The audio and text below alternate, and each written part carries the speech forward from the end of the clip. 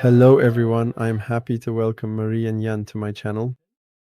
Mary and Yann have courageously spoken out against the actions of the governing body, which put terrible pressure on Jehovah's Witnesses all over the world to get them vaccinated against COVID-19.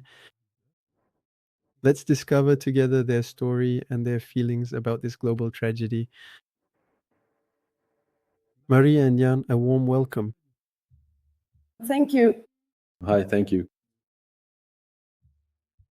So, Marie, this is your first appearance on YouTube. I really appreciate you having the courage to share your story because we all know it's not easy.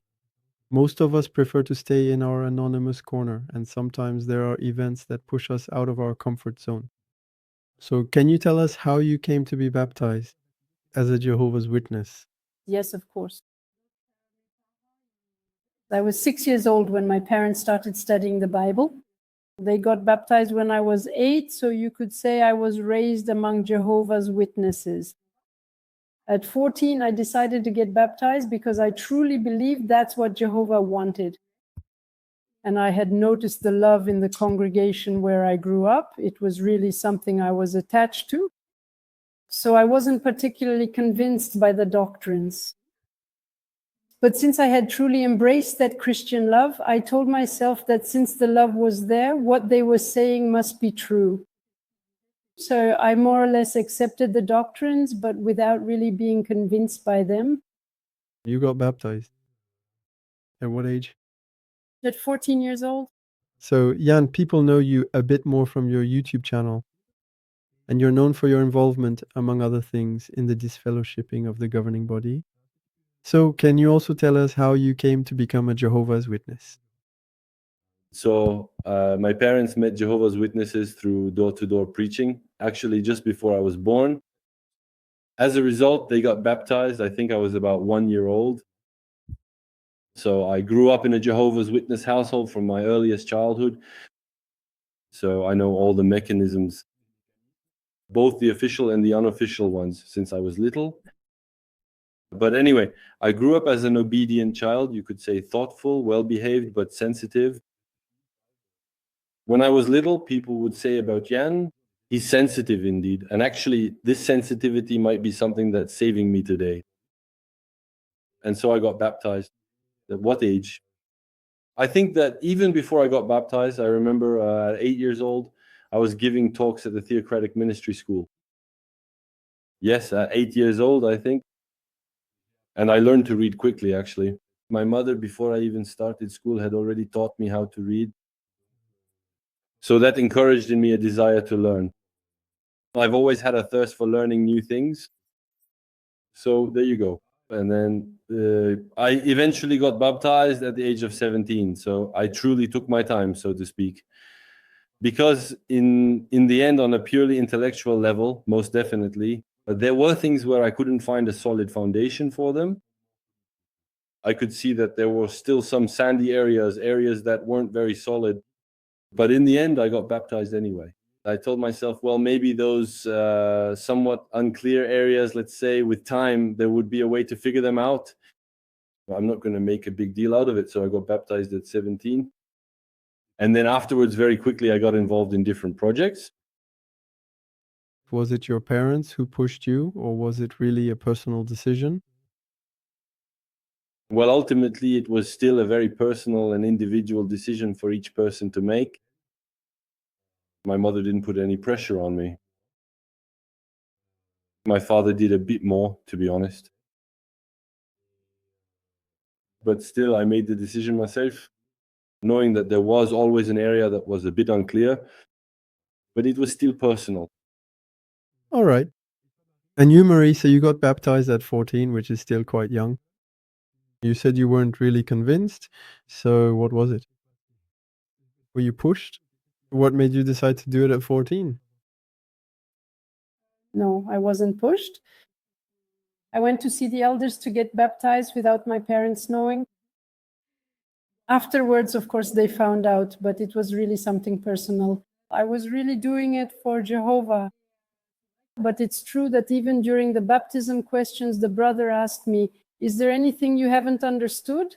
And I remember he told me, listen, the 144,000 I just can't get it.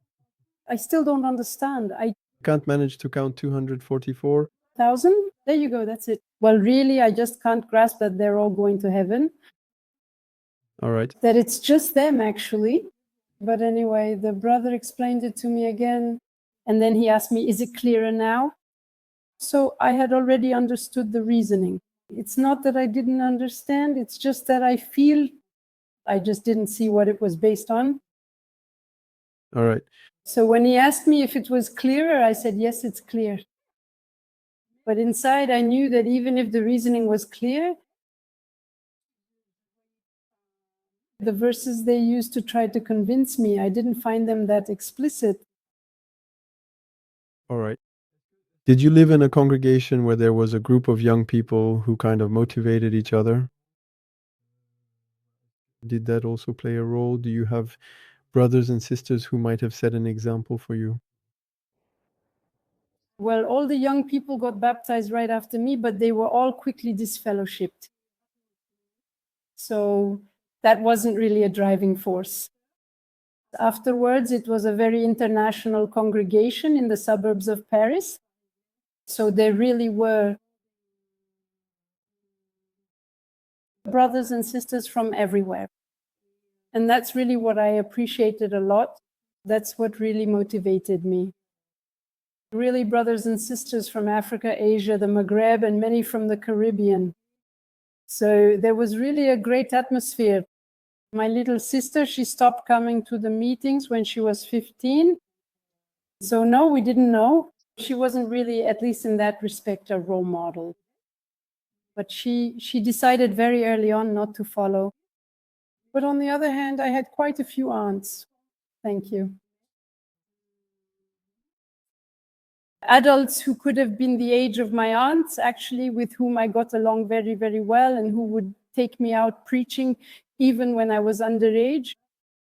So I really spent they were my friends, even though they were 10 or 20 years older than me. But yes, they really inspired me because they gave good advice, they were fun, and at the same time, we got along really well. So yes, indeed, I felt very comfortable in that congregation. And it's true that this also motivated why I got baptized. All right, very good. And so good atmosphere then. Did you like preaching? Did you enjoy going out in the ministry? Not at all. Not at all. Oh, no, really not. I don't like speaking in public, so no, not at all. Also, it's true that during my teenage years at school, I wasn't always a great example. So I felt a bit guilty in front of Jehovah's Witnesses, afraid of running into them while preaching. So if it was someone I knew, or even just a name that could be someone I knew, I would skip that house without hesitation. And that's for sure. Okay, all right. And you, Jan? When you were a teenager around 17, did you enjoy preaching, or did you try to hide, or did it bother you? I've always enjoyed preaching. Even though there's always a bit of stress. Of course, if you see classmates and all that, it's not always easy, but I did run into a few of them. And in the end, I told myself, it's fine, it's okay. But I liked preaching. I like the idea of confronting different viewpoints. I've always found that interesting. And actually, at 17, when I was taking philosophy classes, even though I was in a technical track, we still did a bit of philosophy. And in class, I was pretty much the only one who would actually have conversations with the teacher. So my classmates were surprised by that. So it sparked a lot of questions later on during recess in our interactions with each other. So I ended up sharing my testimony at school many times. So no, preaching was good. And my father was very zealous. He is still very zealous. So yeah, that wasn't really a problem. All right, so since we're talking about adolescence, we can talk about education, because among Jehovah's Witnesses, higher education isn't encouraged. It never has been, I think, and still isn't now. So how did you position yourself on that issue, Marie? Well, it's true that I started out with the idea, It was clear to me that I needed to do a short course of study, since that's what the organization said. That's what Jehovah wanted. So it's true that I never questioned it at all.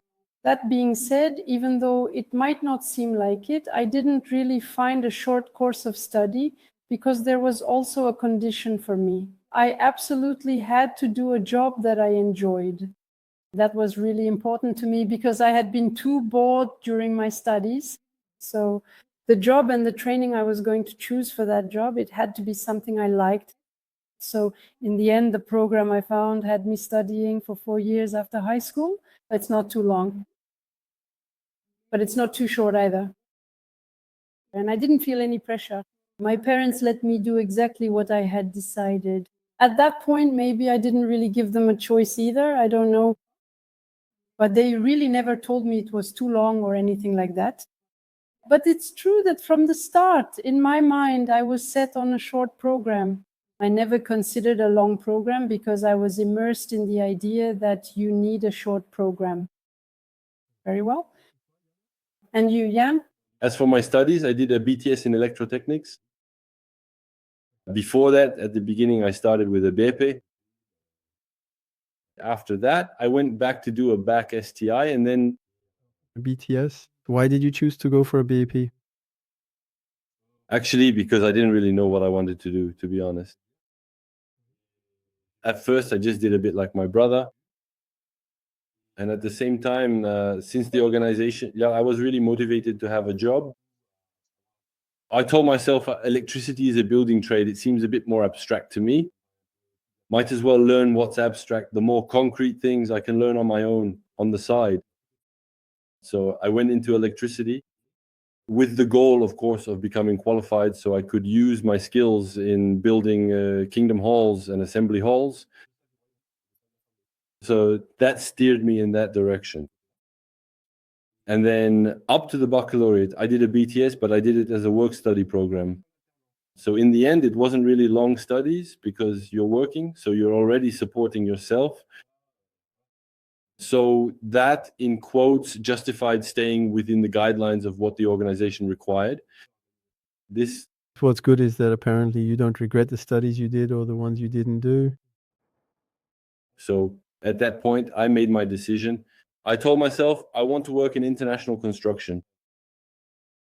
And so by following my academic path, I was doing well.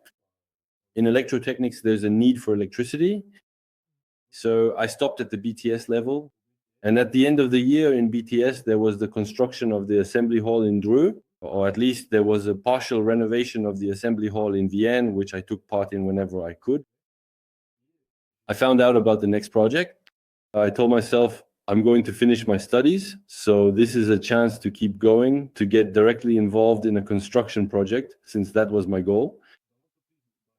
But in the company I was in, a big company, the SNEF group, which had, I think, 5,000 employees at the time, they asked me, do you want to, the work study engineering degree? If we were in your shoes, there would be no problem. And when I told my supervisor, not an internship supervisor, I can't remember what you call it, apprenticeship contract supervisor at the company, when I explained to him what I was going to do, he said, but you should still keep a little something on the side. Just in case, because in life, you never know. Because he saw that I was diving headfirst into those goals. And I still think about him to this day. His advice was wise. So there you have it. I had the engineering degree as an option. I had the level to continue. So there was still that question in my mind. And today I ask myself, should I start something up again in that area? Yes, so actually it was your apprenticeship supervisor, the one who was guiding you, who specifically advised you to pursue a career as an engineer. Isn't that right? Well, yes, there was him. And others in the company as well who knew me. But he advised me by saying, when I told him that I wouldn't be staying at the company and that I was going to volunteer, he said, but be careful. Remember to keep some kind of connection with the working world. Okay. So as a result, you stopped. You didn't take the opportunity you could have had to continue and become an engineer? And so now you regret it a little. Now I'm just clever. There's a bit of regret, but well, nothing is set in stone. All right. So it's interesting because we can clearly see that you were still influenced. Central College Jehovah's Witness, so as not to study too much. But well, you weren't really traumatized by it either. There wasn't too much pressure. So now we'd like to know how you met and how you got married at The nightclub, a place. That's for the paid version. We were both duly baptized, but we first met in a lively nightclub in Dreux. Are you kidding? Yann explained to me why. Actually, the way we met, if you want, was really at the assembly hall in Dreux. There was a building at first, and then it was expanded or extended. I don't remember how it went with the building permit, whether it was considered an extension, because the old building used to be a nightclub. And actually, there are photos. Well, I don't know about the photos, but I know they kept some photos where it was written on the facade, nightclub. And one of those walls where it was written was preserved to build the extension. So yes, that's where we met, on the side of that former nightclub. All right. Well, it was closed at the time. Right. Yann made himself available, as he explained, after his studies for a long period. So he actually moved not far from the construction site. And we were, well, I was part of the assembly that was around the hall. So we were invited several weekends a month. So that's how we met. Okay, so you take part in the construction. Marie, that's right. Yes, yes, yes. Very, very, very strongly influenced by a friend. Okay. Well, yes, because the construction sites were where you could meet people. Well, that's actually what she told me as well. Is that true? That was it? Yeah, it's true, because actually I wasn't super motivated since my parents aren't handy at all, even though I like doing DIY stuff. And I studied things that have nothing to do with DIY or construction. So when she told me, come on, you should sign up and everything, plus I'll take you with me because she's 10 years older. She's 10 years older than me. So I told her, well, listen, I really don't see how I'm going to be useful in this kind of service. And she told me, yes, you will. They'll teach you everything. Well, she tells me, plus there's a team of young people. Of brothers. Of all brothers, yeah. And in the end, I said yes to her, but I wasn't super motivated. And actually, by the second Sunday, it was really nice. There was really a great atmosphere on that construction site. So you met on a bustling construction site for the impressive truck assembly hall. So if you want, I stayed for exactly 13 months, a little over a year, 13 months. So I was housed there on site, sometimes in a caravan, sometimes in a dormitory, sometimes in they had set up these kinds of boxes. I had a bunk set up in Le Havre, for those who might remember those arrangements. Anyway, so there you have it. We were a bit, well, it was fine. We were young and single, so we didn't make a big deal out of it. And on the work site, since there were a lot of congregations invited to take on too many roles on the weekends, thank you, we knew a lot of people. We made a lot of acquaintances. And the sisters who came, we had a ping pong table to relax a bit. And we played, hitting the ball, going around the table. And when you missed the ball, you were out. And we had fun playing tricks on the sisters who played with us, sending them bad shots just to see how they would react. And so we had made a game, a sort of ranking, like she's a bit like this, a bit like that, has a bad temper. So it was another way to test them. It was funny. And I passed the test. All right, so you passed the test. Marie, I Succeeded. so that was kind of the atmosphere. Okay, so you're married. How old are you? 23?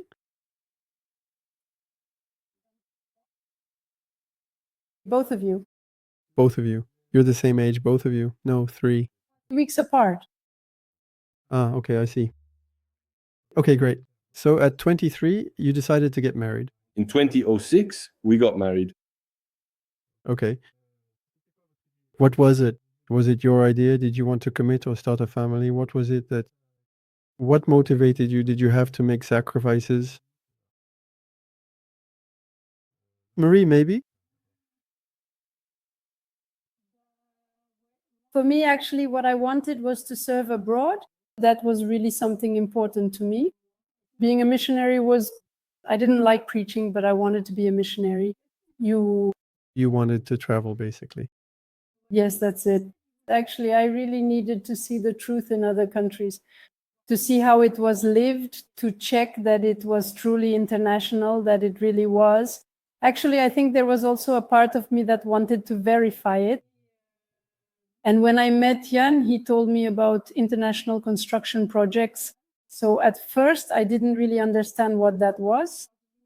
And in the end, as long as it was international, I said, we can do whatever we want as long as we get to see how the truth is, in quotes, lived abroad. And we immediately agreed to fully commit ourselves and not start a family right away. That was a mutual decision. When we got married, we said to ourselves, let's take it easy for 2 years just to have some stability. Because I had noticed that some people there's a lot of moving around in construction work. It's hectic, it's really intense. You really have to be tough. And I had noticed that for a long time already because I was in charge of construction projects.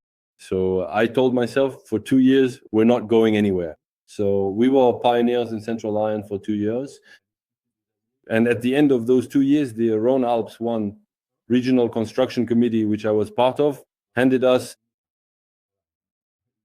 the reins again.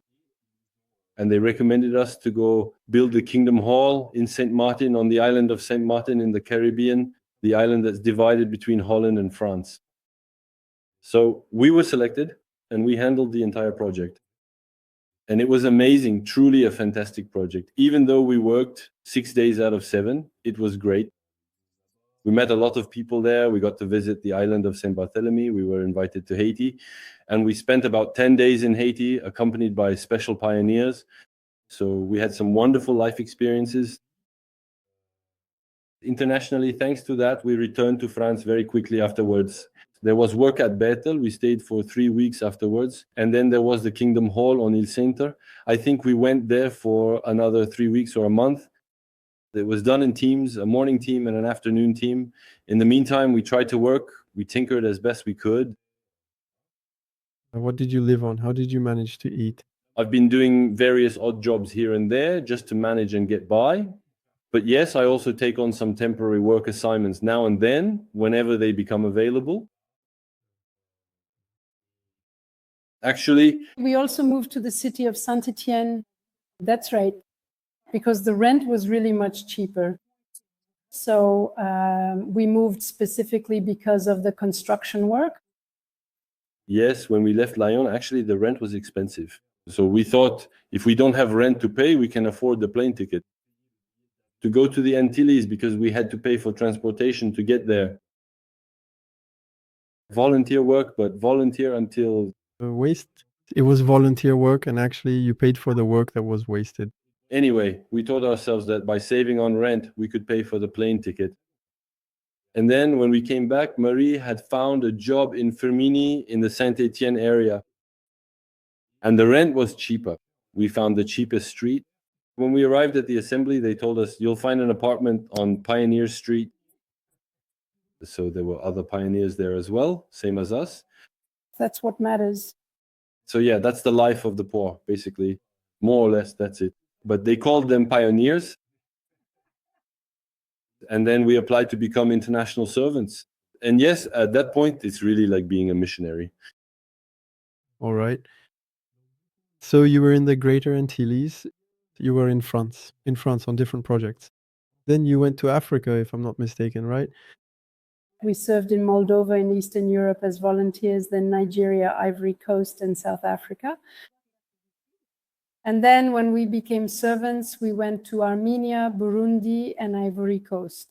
a second time. As a volunteer, actually, these are missions that last from 3 to 6 months because we have to cover the costs ourselves. So you have to keep an apartment in your home country. There are ongoing insurance policies and so on. So it's 3 to 6 months as a volunteer. And that's why we change locations often. Generally, we did 2 3-month missions per year. And then for servants, construction work is always project-based. And generally, these projects last between 1 and 2 years. So it's very common. International servants move to different countries quite a lot. All right. Very good. Okay, that's great. So, did you make the sacrifice of not having children, or is it something, how would you describe it now? Is it something that was somewhat encouraged by the organization? We probably wouldn't have had children right away because I think the desire to travel and discover new cultures was really there, organization or not. On the other hand, it's true that afterwards, what really motivated us in this initial choice not to have children was the urgency of the times, the fact that a better life will soon arrive, and the urgency of going to help people to know Jehovah. So it's true that today we see the things on which we base this decision a little differently. Yes, that's it. But we were able to experience from inside Bethel the announcement of an upcoming birth, and we were still shocked by the reaction of the Bethelites. Yet I want to say, yet they were Africans. And we know that in Africa they have very large families with many children. We were in Burundi at that time. And an international servant couple as well. They went around to the rooms of the Bethelites to announce that the sister was pregnant. So they made the rounds, and then they came to our room and talked to us about it. So we welcomed them. We were happy. We welcomed the news as every birth should be welcomed. It's good news, a birth, a future birth. And he said to me, it's nice because we haven't had that kind of reaction. In fact, they had only received negative reactions. We thought there really is a problem. Even though we had really chosen not to have any children on purpose, we always kept the door open. If it happened, we would welcome it as good news. It's true that in Bethels, when you have couples like that who are serving and have a baby, they know they're going to be kicked out. In the last congregation we were in, a sister explained to me that when her son and his wife decided to leave Bethel because she wanted a child so badly, she couldn't take it anymore. She needed to have one. Her son decided to leave Bethel because for him, having a family was normal. They were heavily criticized, really, really criticized by the Bethel members.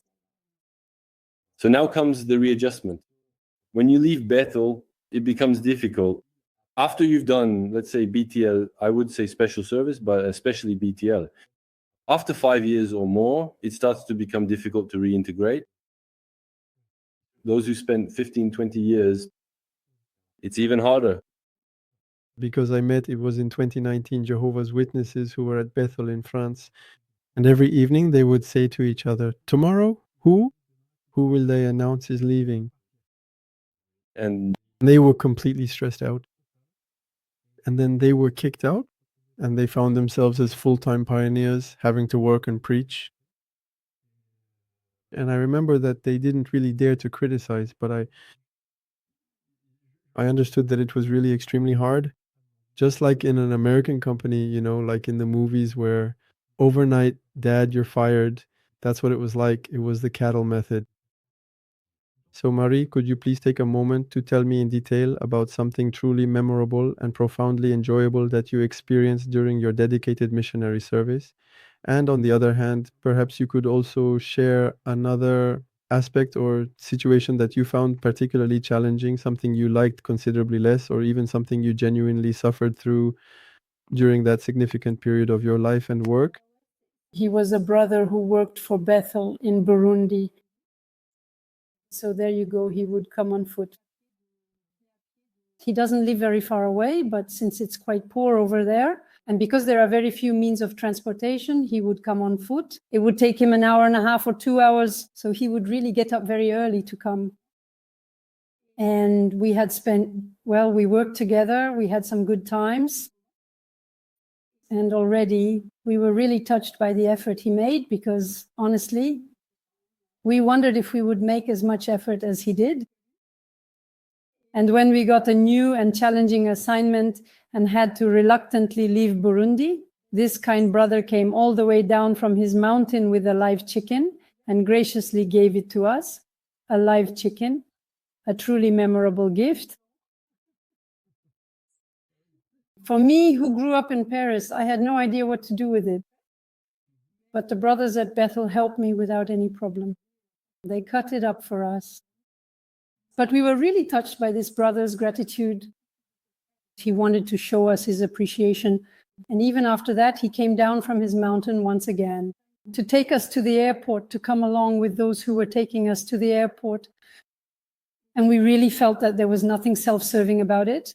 It was simply that he was so happy that we had come to his country, and he knew that we might never see each other again.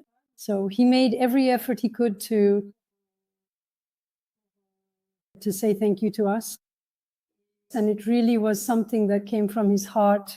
It's something I will never forget, because he also taught us a beautiful lesson in gratitude. All right. Very good. And you, Jan? It's true that this story is very powerful, but maybe there's another one that's a bit more related to work, let's say, working together in collaboration, and especially in a multiracial way in Burundi as well. Once again, there was we were in charge of building maintenance, but also of the vehicles. There were about 10 vehicles, and there was one vehicle that had been purchased by the organization, like a 4x4 Land Cruiser pickup. There are a lot of them in Africa, and they're very sturdy, they're really good. But after, I think, 10 or 15,000 kilometers, it had a very, very serious accident, and the chassis was bent. So the front wheels no longer lined up with the rear wheels. So I said, this vehicle is actually dangerous. If you make a sharp turn, you could very easily flip over. Safety is still something important. And the committee said, okay, what can we do? We need to find a chassis from the same type of vehicle, completely strip down the vehicle and rebuild it on that chassis. So it's still a bit of a pretty serious job, actually. And no one had ever done that at BT. Even I had never done it myself. And in the end, the decision was made because they realized there was no other solution. Otherwise, the vehicle was done for. A vehicle that cost to import, it must have been around $50,000 or something like that. So there was quite a bit of money at stake. All right, we find a chassis for $4,000 or $5,000, and then off we go. We dive into it and launch this project. There was a mechanic. After all, we had the equipment, and we got started on this project. And then at one point, it was completely stripped down, the 4x4. There's the brother in charge of the subsidiaries committee who says, but are you really going to be able to put it back together? Which is a concern everywhere. And I say, don't worry, brother. They also know what they're doing, and we were doing our research too. But I had a training in South Africa. I had to go to South Africa, and I couldn't finish with them at the end of the project. So I leave. In South Africa, the brothers keep making progress on it. And they were so happy to send me a video a few days later while I was still in South Africa, telling me, look, Jan, the vehicle starts. And they filmed a video saying, start the vehicle, starts, and look, everything's put back together. They were proud of themselves and proud to show me that we managed to accomplish something together. And that was a really powerful moment for me to witness international multi-ethnic collaboration that is truly beautiful. And for me, it's things like that. That is what Christianity means: collaboration, respect, love, and also good spirits. All right. So you came back to France. That's when we get to 2020. So Jan, we've heard you speak a little bit. And you, Marie, how was the year 2020 for you? So just to remind everyone, 2020 was the year of the very, very, very nasty virus that attacked the whole planet and killed everyone, COVID-19. And then the next phase was 2021 with the vaccination to save everyone who had died. So, how did you experience all that then? Can you explain it to us? Well, we had just come back, so actually we were already unsettled ourselves by coming back, because coming back was, we found out we wouldn't be going back to Côte d'Ivoire when we were already here in France. So it was a bit, we didn't have time to say goodbye to everyone. Anyway, coming back was complicated.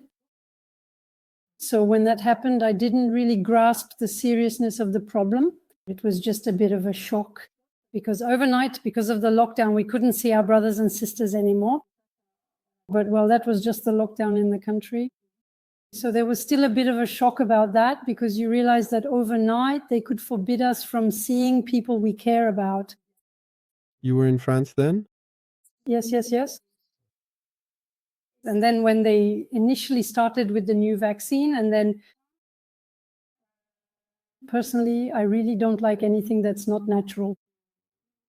Vaccines, antibiotics, all that, it's really a last resort for me.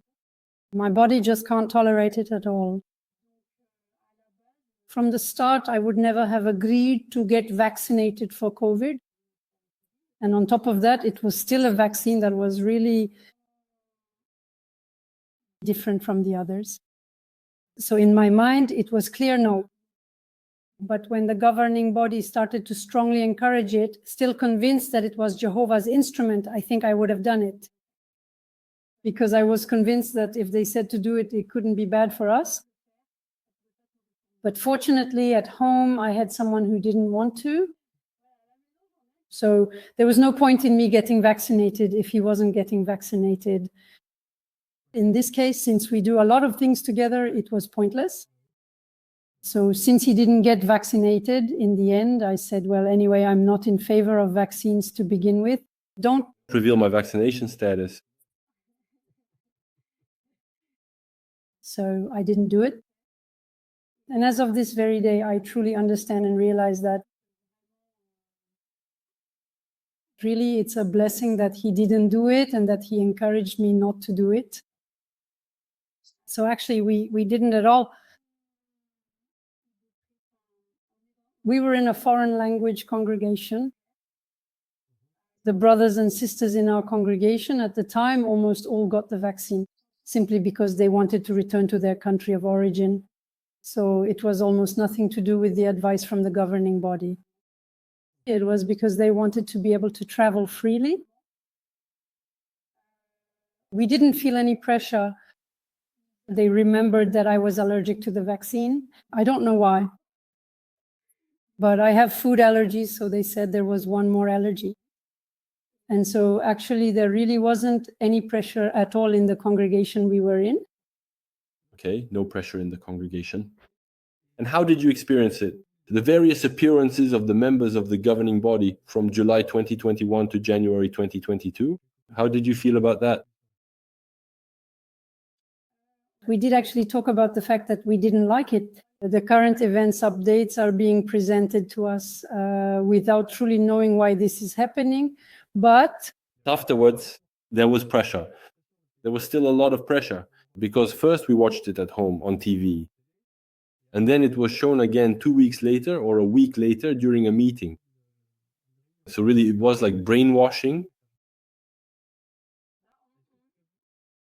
Did you see people, well, do you think they could change their current point of view at that particular time? yes, actually, yes. Among my close friends, I have quite a few who wouldn't have done it without the encouragement from the Central College. But I have a friend who was ready to do it just to attend the Pioneer School. We did the Pioneer School together, and in the end, we were the last Pioneer School to be held on Zoom. So it's true that I had thought about it too. I didn't know what I would have done if it had been an in-person school because I didn't want to miss it. Actually, for me, from the very beginning, when it came to current events, I kept telling myself that it's not normal to take such a stance on something because I was up to date with all the publications. I know the history of Jehovah's Witnesses. I know the usual position. When awake, said awake. It doesn't encourage any particular treatment. I know all about that culture. That's it. And now I see they've changed their culture. But at first, I didn't say anything. I didn't really talk about it. And then once, twice, three times, then after a while, I started talking to Marie about it anyway. I did make a few comments, I said, this isn't normal. But I still gave them the benefit of the doubt. Is there something I'm not understanding?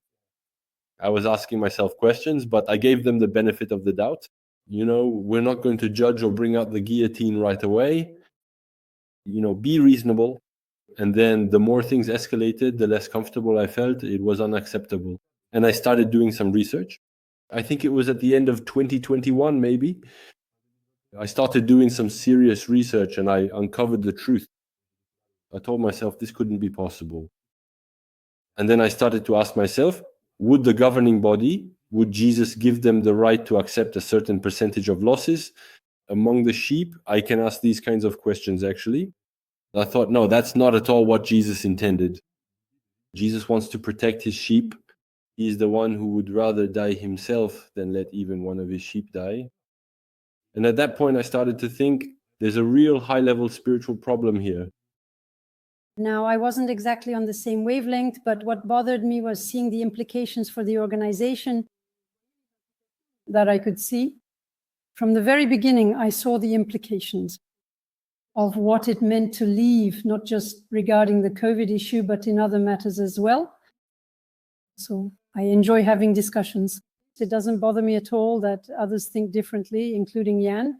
But it was in relation to the organization that I started to get a bit worried because at that time I was still very attached to the organization and to the fact that the governing body wasn't infallible, but I still had complete trust, actually.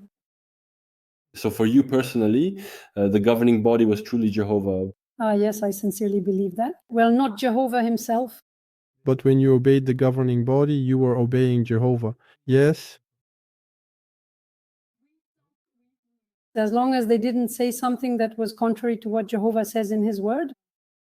So, had you already told yourself at some point in your life, if the governing body ever asks me to do something I don't want to do, I'll disobey? Did you? Maybe I hadn't put it into words, but yes, of course, I got baptized for Jehovah, not for the governing body. You weren't Willing to go as far as human sacrifice? No. On the other hand, it's true that there's this guilt that's instilled in us from a young age. If you contradict the governing body, be careful, Jesus won't be happy. Those are his brothers. So that's really what was at play. And it was from that moment on that I also allowed myself to start asking questions. Okay. And to tell yourself you shouldn't follow them? Yes, that's it. I came to that conclusion in the end. You really shouldn't follow them at all. All right. You, Yann, as well. I don't know if you want to add something. I don't remember what your question was anymore, but I was thinking of an event that might relate to the respect we might have towards prominent brothers, whether they're in the governing body or not. Actually, Brother Splain and his wife, they visited Burundi while we were there. It was what they call a shepherding visit. There are zone visits, which are called visits from members of the world headquarters, and there are shepherding visits. Bethels also have a shepherding visit. So a brother from the governing body comes and he asks, there's a program, who would like to host the brother and sister at their table? So we said we'd be happy to as well. And so we were chosen, which meant we had David Splain and his wife. I forgot her first name. Linda? Linda, thank you. And we ate with them. It all went well, everything. And even though it was a pastoral visit, he had to get involved to resolve some rather technical issues at the branch office. The kitchen's cold storage room had been out of order for quite a while. So he put some of his own money into it to try to move things along faster. And so I was the head of the maintenance department, Vettel Dubondi. So the brother from the branch committee in charge of the maintenance department, and David Splay, we had to deal with the situation. So he asked me, what did we do to try to resolve the issue? So I explained this and that. There was this procedure, that thing. So we tried to follow everything, communicated with South Africa to get recommendations on which part to use and all that. And so he says, this is ridiculous. It's ridiculous.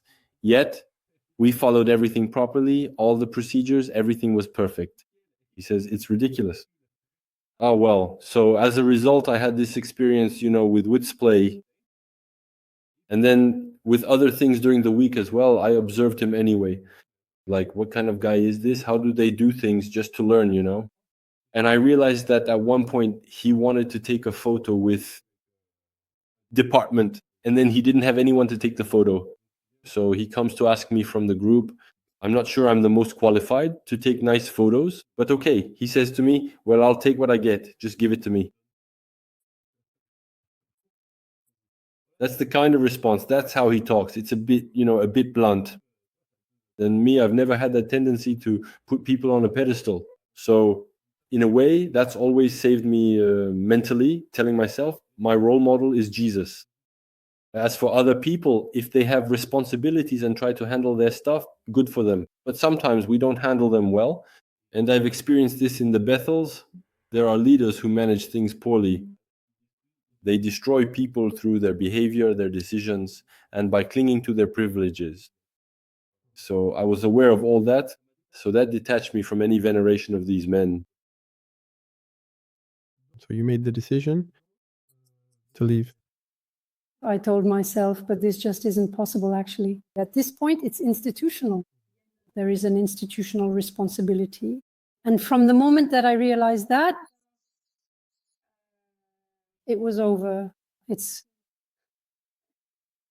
over because I looked up the old publications to learn the history of our organization, the history of the changing dates, the history of the changing publications. Well, there you go. After that, it was over. Now that I have clearly seen and understood that this significant responsibility is indeed institutional, well, then I must consider. Because we had sent summons letters to the Central College during the month of May at the end of April, beginning of May, summons to each member of the Central College for the sins they committed during the pandemic. And so instead of responding directly, they reply through the administrative channel, through the Watchtower administration, completely indirectly, which is not a good way to communicate. Anyway, so it happens, and I see that's it. They've loaded 2 rounds into the rifle. So I drew the curtain, we closed the curtain. We sent our letter stating that you are no longer allowed to use our personal data. So the next day I sent that, and they still tried to put pressure on us to arrange a meeting. I told the circuit overseers I'm willing to talk, but I'm coming with someone who can be an eyewitness to what I'm going to say. And actually, they don't want that.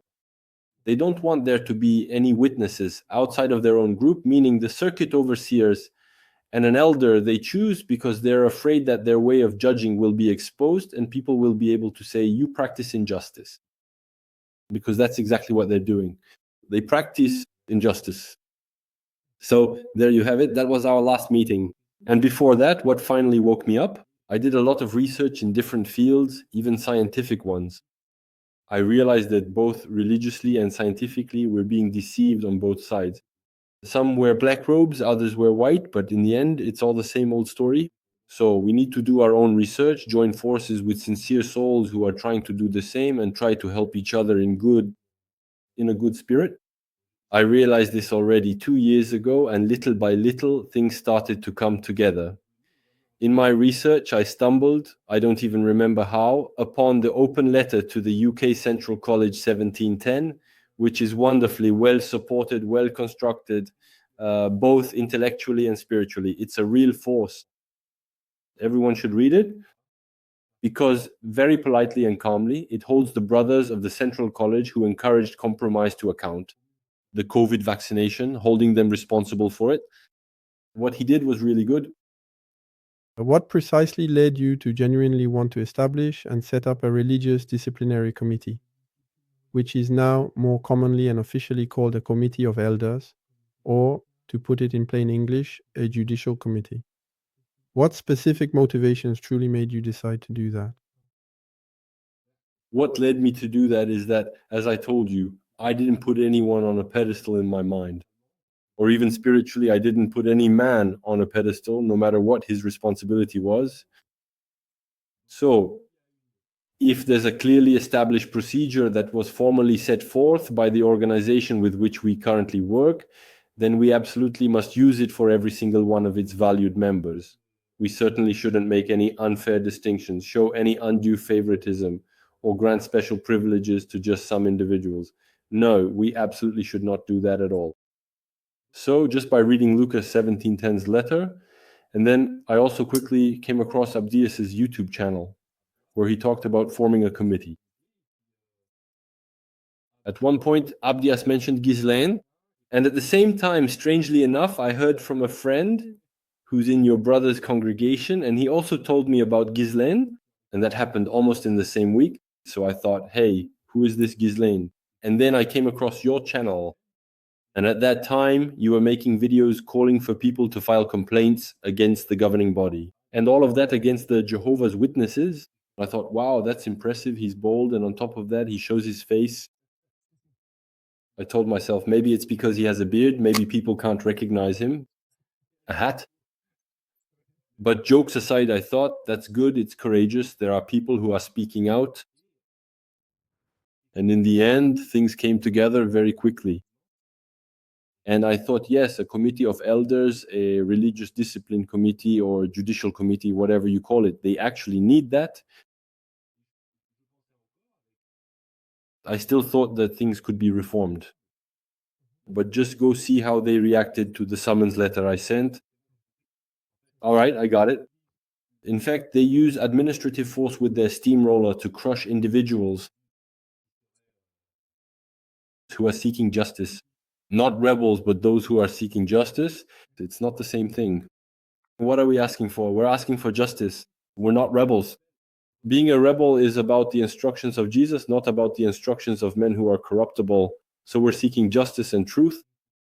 So there you have it. And so he deserved what we did. Actually, it seemed natural to me, and I was even surprised. Why aren't more elders speaking out? Because I've heard a lot, even elders who said things, who thought things, but in secret, like Nicodemus. But absolutely, that's for sure. And you, Marie, when Yann made that decision, didn't it scare you?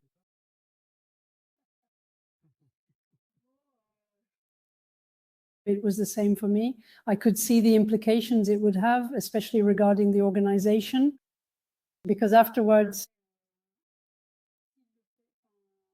I told myself, if he's doing it, there must be a reason. He's an elder, he knows how things work. There's no reason why members of the governing body shouldn't be able to have a committee, just because they're on the governing body. They're just brothers. Yes, of course, I thought they had a special role, but they're still just brothers. Jesus said we're all brothers.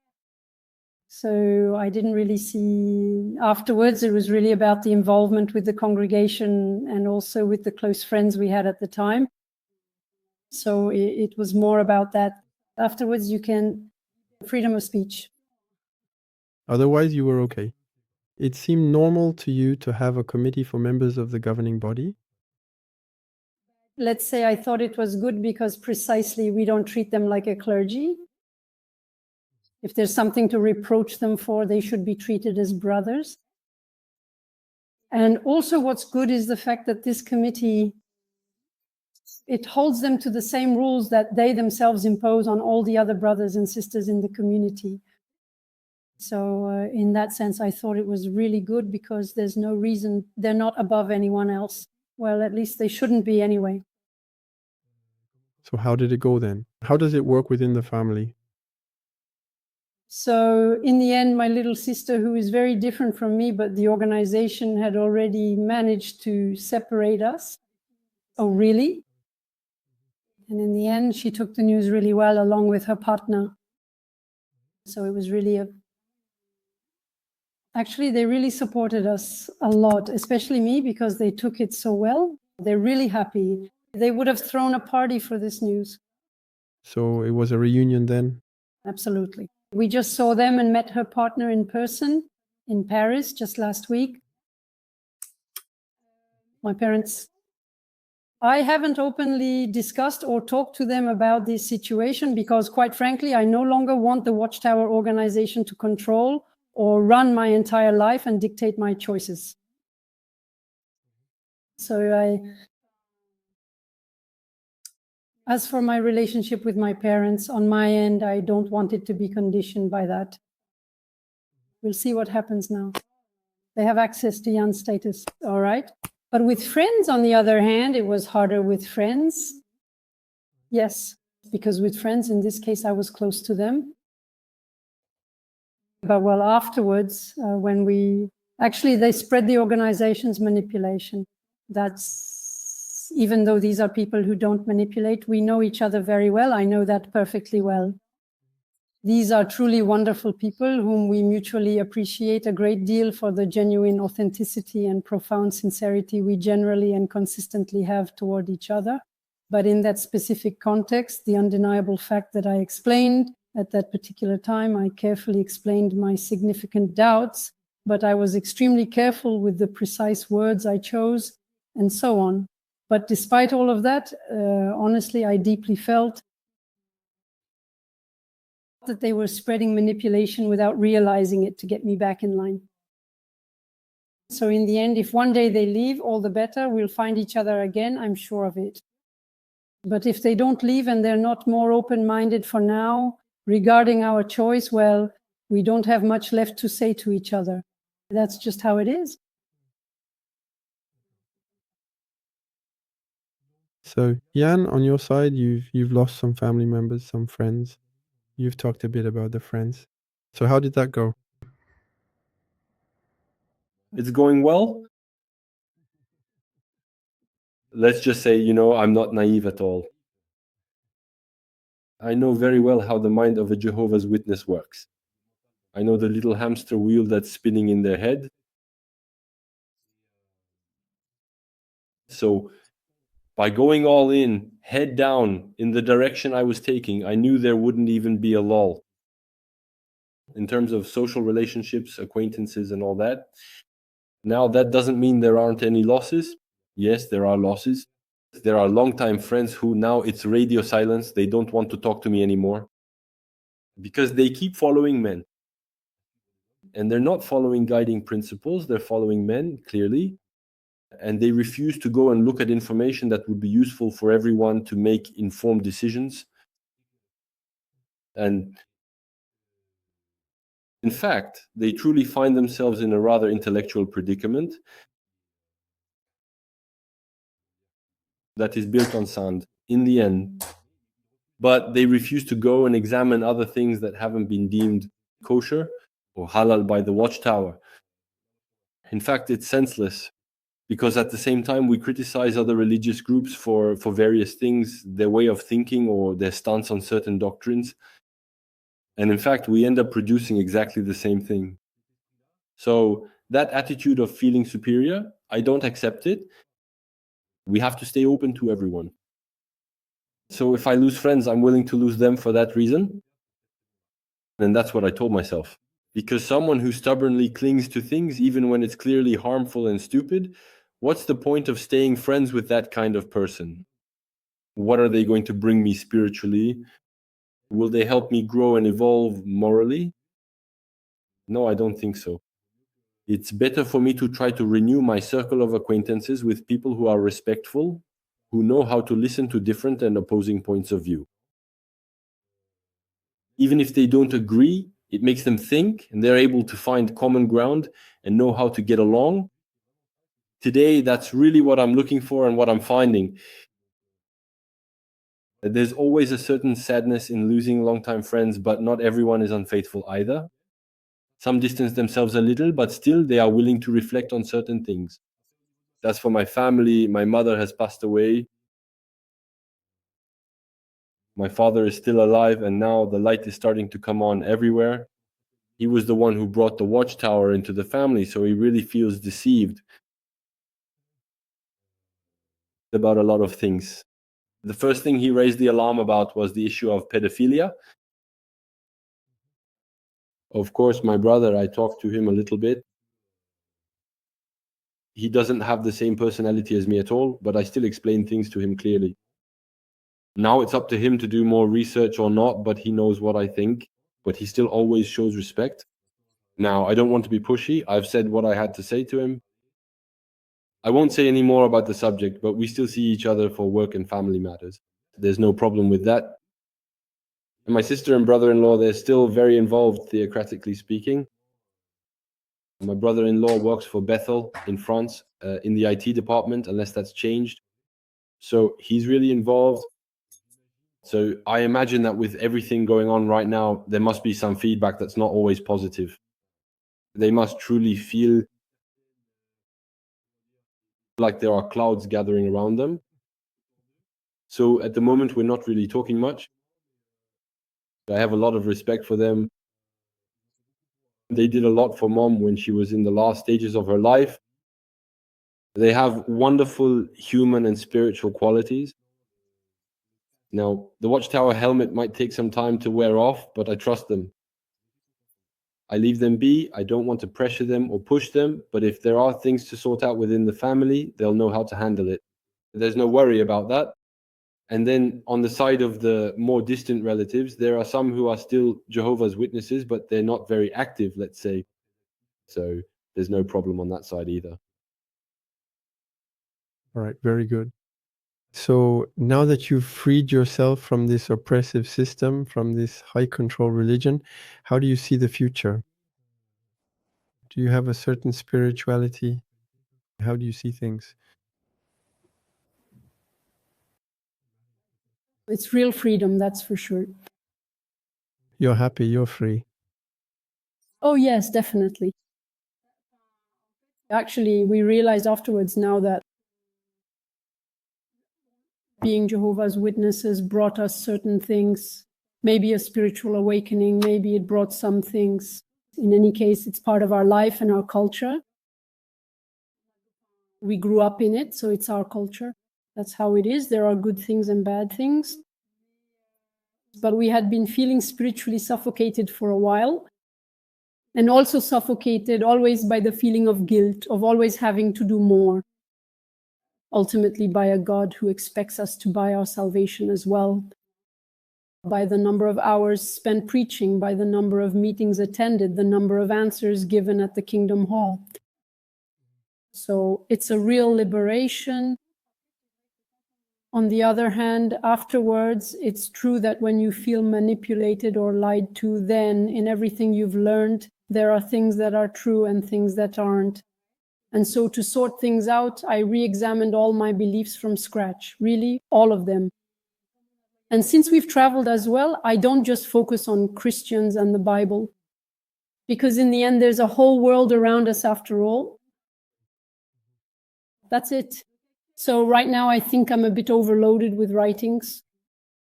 Because in the end, I feel like in written texts, the human hand is almost impossible to remove. So I'm turning more towards, I connect with my creator through nature by learning about plants. That's it. I'm much more at that level now. As for writings, I think that maybe later I'll do more research, but for now I'm a bit overloaded. Yes, absolutely. I understand. And Jan, for you, when it truly comes to spirituality, what exactly do you have to say? For me, already, before I got baptized, I had already read the Bible twice. And after getting baptized, I had to read it 4 or 5 more times. And while reading it, I read it once in Romanian as well and once in English. First in English, then later in Romanian. Each time it was in the world translation, new, depending on the versions, of course. But in any case, reading the Bible several times and also in different languages allows you to uncover the doctrinal inconsistencies that are taught to you. Because sometimes there are things that don't match up between what the scripture says and what is taught or what is fabricated in the writings. So I've always had a certain distance. I could clearly see that today they say one thing, but yesterday they said something else, and tomorrow they'll say something different again. So I didn't consider those things to be the truth. So from the start, I had that perspective when it came to understanding the scriptures. Now, of course, I've always asked myself certain questions about the biblical canon. Those have always been questions for me. So in the Bible, there are indeed many things that are truly very priceless. Clearly, the personality of Jesus Christ in particular, the way he is portrayed in the Gospels, is something wonderful. The examples he gives, his teaching is very powerful and very strong. So today for me, Jesus remains a model of a man, a model of humanity, and someone who strives to imitate this model presented in the Gospels, in the scriptures, cannot do wrong. They can never do wrong.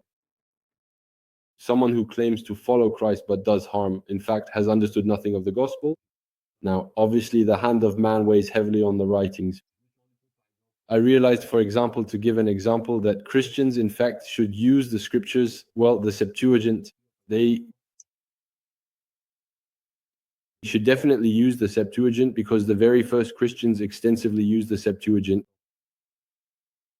Today, we don't use the Septuagint, we use the Masoretic text, which is a text from the 8th or 9th century, from our era, which was inevitably altered by the Jews because Jesus wasn't interested in it. There is evidence for that. By looking into the Septuagint, we realize that the chronology of the patriarchs from Adam up to Noah's son, to Noah's grandson, we realize that the chronology is different.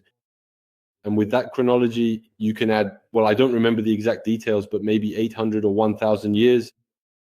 Now that raises some questions. So how are we going to announce dates? Like 1975, the 6,000 years, the end of 6,000 years of human history. But we didn't take into account the reliability of the Septuagint. But it was the Septuagint that the early Christians used. And so now we're starting to open up a rabbit hole here. And we're not done yet.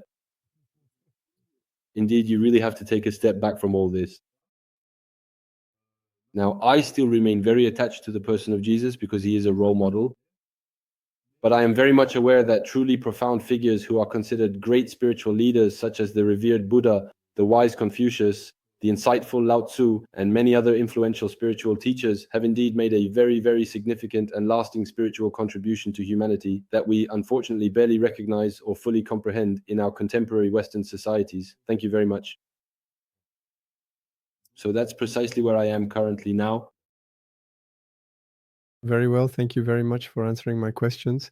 I believe that many people will enjoy listening to you and following you. I wish you all the best for the future, and that this experience, as you mentioned, within this highly controlling religion helps you and serves you. From now on, perhaps it will also help you better detect manipulations and help others get out of them as well.